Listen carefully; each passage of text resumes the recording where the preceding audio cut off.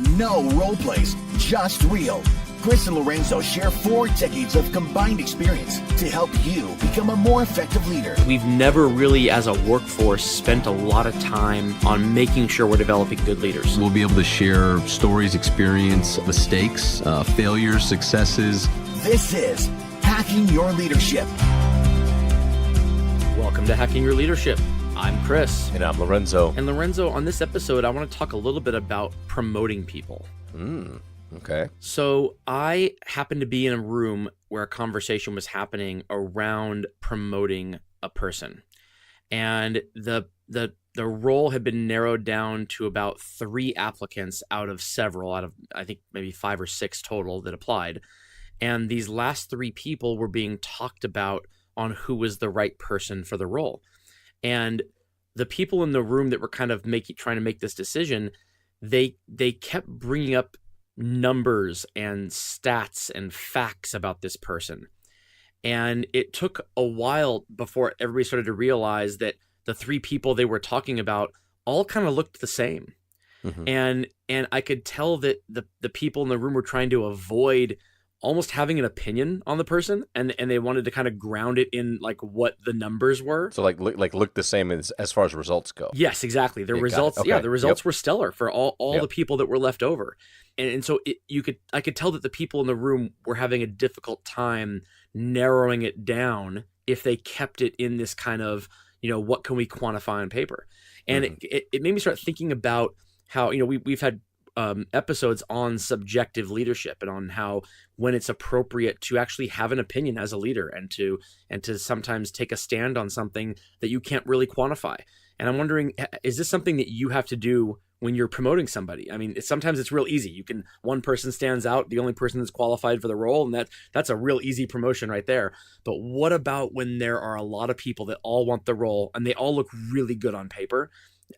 How do you make this decision, and is it something you struggle with? Yeah, well, I think it happens, quite often, especially when you build cultures and teams where, as we talked a lot about the podcast, where people are challenging themselves, they're learning, they're growing, they're helping one another, they're doing all the things that are making them better, and then that output is then showing as positive progress in the different measurables. And I think what ends up happening a lot of times is that you're going to have people that will naturally be good at certain things, or they'll get better faster at certain things, or their learning style, will be a benefit to them as they're looking to improve their behaviors and things like that. So you end up getting kind of in your example here, a couple of people, 2, 3, 4 people that have all shown improvement, have all led in some category of the business, all have examples of maybe how they've, helped their peers, focus on their self-development. So then you find yourself in a space where you can say, well, everybody that we're talking about can actually do the job, right? So all 4 of these people could do the job as it's described tomorrow. So I think when you find yourself in that space, then exactly what you're talking about is now you actually have to get subjective. It can be difficult because when you get in the subjective space, especially when you are working with your leaders and you're collaborating around a decision like this, and look, I come from the school of that decision should not rest in the hand of one person. Especially when you have teams and environments where a lot of people are doing great work and there's a lot of different ways to get the work done. You want to have it be dialogue and conversation, and probably what you were hearing. The uncomfortable part is when somebody goes, well, I just think it should be Chris because he's nicer to everybody, right? And then people are like, oh, well, nice, being nice on a part of the job description. You have all these things that start to happen, but that's actually the right dialogue to have when you've cleared the table of the fact that everybody can do the job. Now it is about some of those small things. Now it is about how does Chris show up and provide feedback to people? How does Chris challenge authority? How does Chris move from an idea to a strategy to execution? You start to dial into all of these other things that are really based upon opinions and gut, and then you're making decisions on, is Chris the right person for this role right now? and does he bring something unique to the team that maybe we don't currently have? And that's where some of that dialogue begins. So absolutely, it can be difficult, but I actually enjoy it because I think that's really when you start to get focused and you start to tighten up, the decisions that you're making with your team. But I'm also from the school of like, you tell everybody that up front, that, you feel confident about who's applying, who's there at the final round, and that everybody could do the job. Yeah, I completely agree with that. I like when I see that from leaders, when I see this kind of this ability to make a subjective decision on something and articulate it in a way that disarms the decision, that's really great. Sometimes it's really difficult to do, and I think a lot of leaders shy away from that. They almost want to de-risk their decision by quantifying it and grounding it in something that can't be challenged. Why did you pick Chris to promote? Well, look at these numbers here, and here. It's like, oh yeah, I didn't see those. You're right. Well, great, but now if we have all the candidates that have those exact same numbers, then you can't really say, well, I mean, I just like Chris better. Right. I just like you Chris can more. say it. It might not be the best way to make a decision, but you absolutely can say that. You shouldn't say that. That's too vague. Sure. But is it okay to like one applicant more than the others? Of course it is. Part of the human condition is we gravitate naturally towards certain people more than others. So there's nothing wrong with actually liking one candidate more than the other, but it's much too vague and it's too risky for a leader to ground that decision in simply that. You have to be able to say what that means. What do you mean I like Chris better? But what does that mean? Does it mean, oh, you guys drive the same cars and have great conversations about it? It's like, well, that's completely not job related. Does it mean that the two of you went to the same college and you can like cheer on the same Final Four basketball team together? Okay, great. I love that. Have fun on the weekends doing that. But that doesn't mean that they're better for the job. And so I think a lot of leaders, they need to get better at being able to articulate why they like somebody more in the context of what would make them better for this role. Yeah, I think the other thing too, which is interesting that I've done for a while now, is when you get to a place where a team and a culture and environment is doing that work, where you have, every time you have a job that opens, you have multiple people that could do the job and that are doing good work and that are doing the things that they're being asked to do. It's a great problem to have, as opposed to you got to take the one person that can fit, Yeah, or you go, I don't have anybody. Like that's not good. That's a terrible problem. Yes. You got to hire for it. What I will do when I'm doing those things, like towards the end of the interview process, and like these are maybe the final candidates, is I actually ask them. I say, hey, so Chris, here's everybody who has applied for the job. Are you aware of who's in the final rounds here? And a lot of times the candidates will say, yes, I am, or maybe no. And I say, okay, let's cover them. So there's Chris, there's Lorenzo, there's Jonathan, and there's Elizabeth, right? So my final question to you, Chris, is that if you don't get the job, if not you, then who and why? So if you had to make this decision, who would you put in the role and why would you put them there? Mm-hmm. And what it does is it really helps me understand the team dynamic and how people see the role, how they value the skills that their peers bring to the role, because this is another bit of insight into what they think the job is. And many times in that environment, people will have the name that they will give, and they will give a really great example as to why. And many times this has happened where there's a majority. There's a majority. If there's 3 or 4 people for a job, I tend to hear the same name maybe 2 or 3 times. Or the answer can be like, well, honestly, like I know we've all worked hard. We've done this work, like I really want this job, but I would be okay with anybody, any of the 4 of us getting this role because I think all of us have worked hard for it, right? Yeah. When you have environments and cultures like that, it can help to actually define some of that subjective stuff because there will be things that they will bring up that as a leader you may not know or you may not see yourself. Yeah. When you get those answers where I think anybody can do it, you have to be able to kind of sift through that a little bit because it could be a diplomatic answer. It could be in their mind they're thinking, I'm the only person for this job. None of those other people should get it. It should be me. And so that's why they say is anybody can. They don't want to quantify it, or they think that quantifying it with a person might edge that person above themselves for the role. That's also a fact. Yes, right. It could happen. Absolutely. Especially if there's a majority. If you ask 4 people and each of the three say the exact same person, that might be the decision you needed to choose that person. Right. It's very possible, and it does happen from time to time. But I also think, though, it's a reflection of their personal growth, their self-awareness, and it gives you a look into who they are and how they see the work. Yeah, and I think it's important that if that should never be why you made the decision. At that point, it should be validating something you already suspected.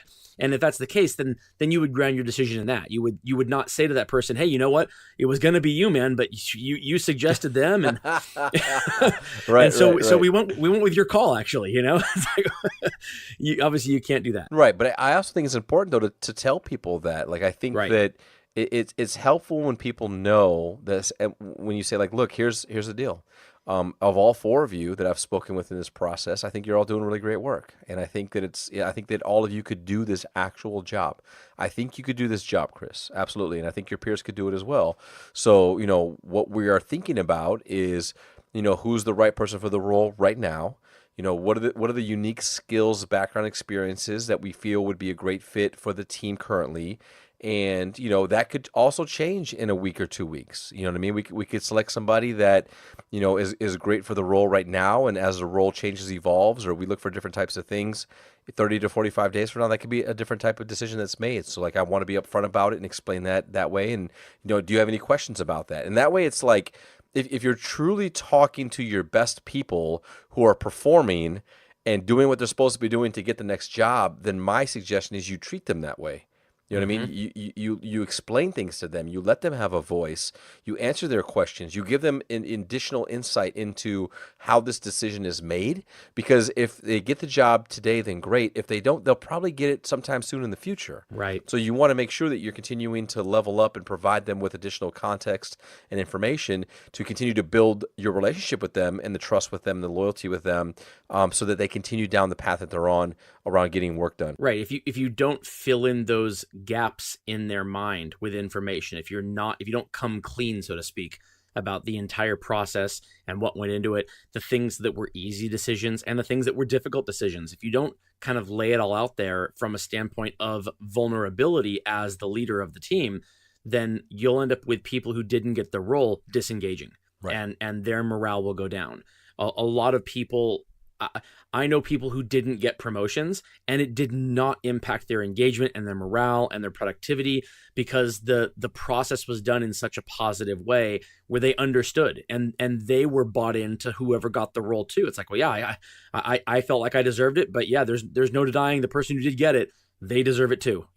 When you can say that, then it becomes a lot easier to maintain your level of productivity and engagement. Yeah, so let me ask you, since we're talking about it and talking about subjectivity, so are there any things for you that you've identified or that stick out, or things that if we say all candidates are equal or close enough to being equal, and now you got three different people in front of you, are there things that you look for personally as a leader and somebody who would be making a decision like this, that you'd like to share? Yeah, two things come to mind. The first is the ability to do my job. So I look at who the people are, not just in a vacuum of this role, but in the context of, do they all want to continue moving ahead with this organization, and which one of them is more likely to be able to do the next role? Because if you're talking about building a talent bench, obviously you want to be able to have some tenure in a role, but if you are promoting somebody, if all three people can do the job they're applying for, but one or two of them can do the next step up too, or halfway, they're already halfway there to begin with, I think that's a little bit of a leg up also, because it means that someone who wants to advance with the organization kind of already has that. I think that's number one. And then number two, we've had episodes about this before, but I like to surround myself with people who are going to tell me when I'm doing something wrong. Mm-hmm. And I feel like a lot of times someone who can do a role really well, they may kind of feel a sense of loyalty to you as a leader, so much so that it becomes debilitating, where they're less likely to challenge you. And I like to have people around me who will kind of keep me in check, because I can be a full steam ahead kind of person. And if I'm not getting that constant feedback from people who report to me, then I feel like I'm out of touch. And when I do get that feedback, I feel like that's the thing that keeps me more in line with the culture of an organization and more in tune with what it takes to maintain the trust that I have with my people. Yeah, no, I like both of those. I like those a lot. I think the only other one that I would add, and again, very subjective, right, is somebody comfortable with who they are? And I know that sounds so like vague and big. Yeah, but it's right? huge. Vague, but so important. Like the minute you said that, I was like, oh, that's so important. Yes. It's so important, right? Like I want to know that the person I'm talking to is very comfortable in their own skin. They're comfortable with who they are. You know, they have these pillars of values and morals that they believe in, and that they're comfortable, you know, fighting for those things, and they're not easily swayed by the wind, and that they're kind of rooted in what they like, you know, what their hobbies are, the things that motivate them. So usually, as I'm getting to know people and getting to know leaders and looking at my high performers and creating dialogue where, you know, we're getting work done and I'm trying to understand them, I'm also really trying to kind of peel back those layers to understand, you know, if they really truly feel comfortable with who they are at this point in their life. Because those are the things where if I know that you can show up every day and just be yourself, and I could add some accelerant to that and some skill to that, some development to that, then that makes the work much easier for you than stumbling across the times when you actually don't know where you stand, or you don't know what those gigantic moral pillars are, and you allow people to influence maybe, you know, how you show up, what you think, and how you do things. I completely agree. And with that, it brings us to this episode's 1 Minute Hack. The 1 Minute Hack. Okay, so for this episode's 1 Minute Hack, here's what I'd like for you to do. The next time you find yourself as a leader in the final decision moments of promoting somebody into a role where you have multiple candidates and they have all done good work and could do the job tomorrow, I want you to pull some people into a room together with you, whether they're your direct leaders, their peers, but trusted resources. If you're talking about a promotion, it's probably a good idea to have them be other leaders, but have some dialogue about the subjectivity of making this type of a decision when you have multiple qualified candidates. The thing about objective decisions is that you can make them on your own because it's very easy to show your work and explain why this person got a job or why this decision was made. When you're dealing in the space of making decisions like promotions with multiple candidates that are qualified, it's really important that you bring people together and have dialogue about the opinions and the subjectivity to it to make sure that when you're making a decision like this, you have multiple people that feel the same way about an individual, and that the decision that's being made is a group effort and not an individual effort. That's the way that you can truly embrace subjectivity and make the best decision possible for your business, for your team, and for that individual. Yeah, I completely agree. I think that's a great 1 minute hack. I think the more that you go through this process, the easier it becomes. It's real easy to say, well, I can't define it, but I know it when I see it. And that's inherently risky. You want to be able to define it. You want to be able to put something concrete behind it. And sometimes you just can't. It's a muscle that needs to be exercised. And the more you work through these processes with your peers, with people you trust, and you get to a place where you can have dialogue with these people to make decisions like this, you're more likely to get the right person for the job in the role. And as I said earlier, you'll get better at this over time. You'll be able to go to trust your gut more. It doesn't mean you stop partnering with other people, but it means you're less likely to make an error in judgment if you are completely okay with looking at the subjectivity of the leadership decision. Yep, I completely agree. And with that, it brings us to the end of this episode. This is Hacking Your Leadership. I'm Lorenzo. And I'm Chris. And we'll talk to you all next time.